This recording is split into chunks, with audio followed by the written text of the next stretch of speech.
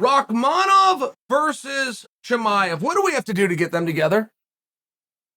Do you guys know who Rakhmonov is? You guys are the hardcore fans, so I don't like to condescend to you and teach you who somebody... You know who Rakhmonov is, right? Rakhmonov's the same guy that Chimaev is. Just didn't get the media boost. Comes from, I believe, Pakistan. Awesome. Heavy in the wrestling. Did that his whole youth. Got over into the MMA.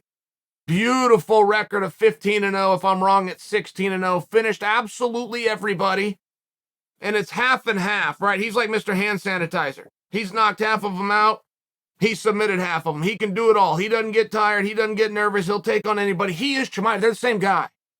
That fight must happen. But Rakhmonov has not been the media darling. And I'm here just to ask you, how do we get them together? What do we do? This sport is not about the best versus the best. You've got to be able to match the guy popularity-wise.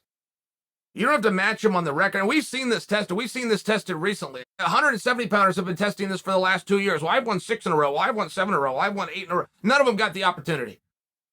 Your record must match your popularity. That's it. If you're a great fighter, then you can get on the Jim Rome show. You got Dan Le Batard's number. You pop over here to Chael Sonnen. You'll go sit down with Joe Rogan. You'll call Brendan Schaub up. You'll get on Bisping's show. You're going to call Big John and Josh. Those are the voices. So I'm sharing with you, one can't be great without the other. If you're great, but you haven't convinced the world that you are, then you haven't succeeded. You got to do more. That's the way that works. People don't like that answer. I'm giving you the answer. I don't make the rules. I'm coming back to trying to figure out how I get what I want, which is Rakhmonov versus Chimaev. Somebody's must go. That marketing term never doesn't work for me, ever. I go for that every time. I don't like basketball. If they're both undefeated, boom, I'm in. Because I'm a negative fan. I'm not there to partake in your joy. I'm not there to see your celebration. I'm there to see somebody get their feelings dashed, for somebody's season to be over, for somebody to be eliminated. I want to see the look of pain on somebody's face. It's an evil side of me. I don't think I have to apologize for it. You guys can represent it too. I think I just said it a little bit clearer. When somebody's must go, I'm in, because I'm guaranteed to get what I want, which is a negative reaction from one half of the participants. How do we get Rakhmonov versus Chimaev? It could get harder, guys. Based on this weekend, Chimaev could become the number one contender. That has not been said. That has not been said by anybody except all of us. Let's word this differently. We have all said it. Dana White has not. Boom, it's over. Dana White's got another big one to look at, which is Belal versus Luque. It would be premature for Dana to put it all. It just would. We got to wait till we get through this weekend. We have to. That's at an earliest case scenario. I don't believe we're going to get resolution to it, regardless how good Chimaev and or Gilbert looks. I don't think we're getting any resolution until we are done with Belal and Luque. Be very rude. Take that from those guys. All fairness, wouldn't it? How do we get Rakhmonov in there with Chimaev?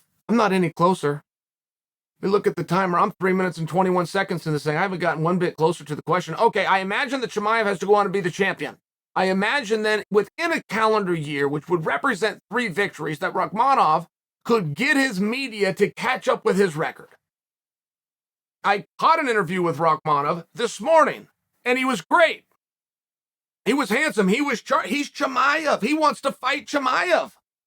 The hell does he want to fight Chimaev for? There's no belt on the line. There's no money on the line. You guys aren't selling out Madison Square Garden. What do you want to fight Chimaev for? He wants to fight him because Chimaev's getting all the attention. He wants to take it back from him. I like that. I want a guy competing for everything. I want him competing for headlines, for records, for belts, for money, for t-shirt sales. I want him competing for everything. I want him at a press conference keeping track of who got asked more questions. I want him paying attention when my music hits those speakers. Do I walk in the ring first or do I walk in the ring second? And believe me, there is a significant difference. I want him competing for everything.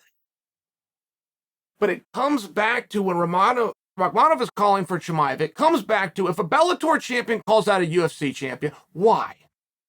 What good does that do?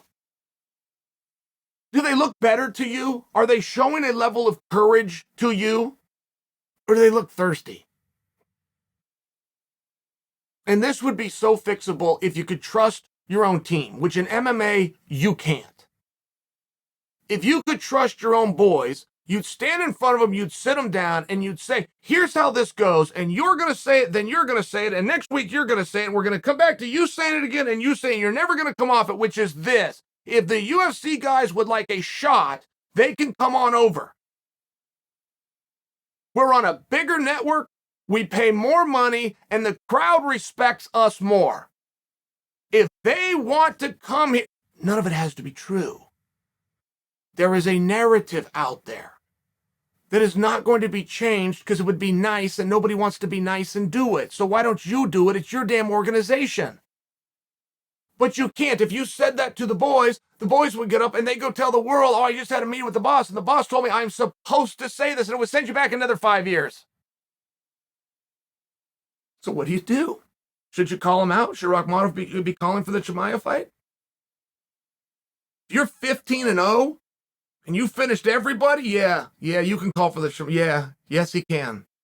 Is that the fight that everybody truly wants to see? If you could see, you guys know who Rakhmonov is, and even if you don't, perhaps I just introduced you right now.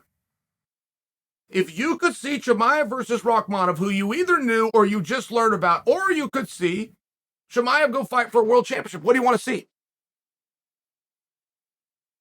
I think the majority of you tipped toward world championship, but it wasn't. You thought about it.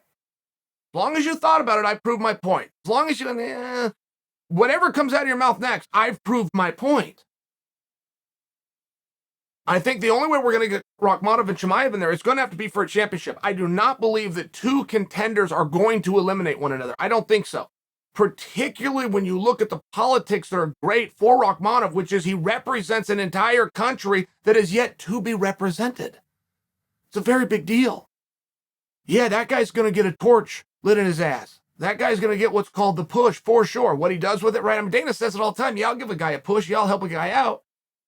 I do the bells and whistles. You got to fight. That's not talk by Dana. That's legitimately as much as it gets to. Dana can get you those interviews. He can get you a good gimmick. He can get you some cool walkout music. He can do what he calls the bells and the whistles. You got to live up to it. You want to move forward or lateral in this sport, you must win your last contest. Very tough. It's extremely competitive. Rakhmonov is 15-0, guys. That is a beautiful record. That is a beautiful record for a guy that I'm doing a piece on, and I would tell you his first name if I knew what it was. I'm a fan of the guy over here advocating for him. I don't know what his first name is. And I actually read it. It was very hard to pronounce in my defense. It wasn't John. Point is, I think that's going to have to be for a championship. I do think Rakhmonov is within his lanes. I do think that Rakhmonov should be talking about Chimaev. And I don't believe that Rakhmonov looks thirsty because Rakhmonov's record is better than Chimaev's. His UFC record is equal to Chimaev's. And once again, if you come to divisional wins, he again beats Chimaev. I think he has some real positives there where he could talk about Chimaev and not look thirsty. It's an interesting match. I really do think if we had a magic wand to wave over this, and I could make Rakhmonov versus Chimaev, or I could make Chimaev fight for a title fight, I do think that you would take pause. I don't think you're going to ever have to make that test. I believe that Chimaev is going to have to get through Burns. Chimaev is going to have to get through the greatest fighter in the world. I mean, maybe we should just stop right there. Or I don't think their paths are going to cross. I think that Rakhmonov is going to come up. If we want to answer this question, how do we get Rakhmonov versus Chimaev? You got to get the belt around one of them, and the other one's got to become the #1 contender.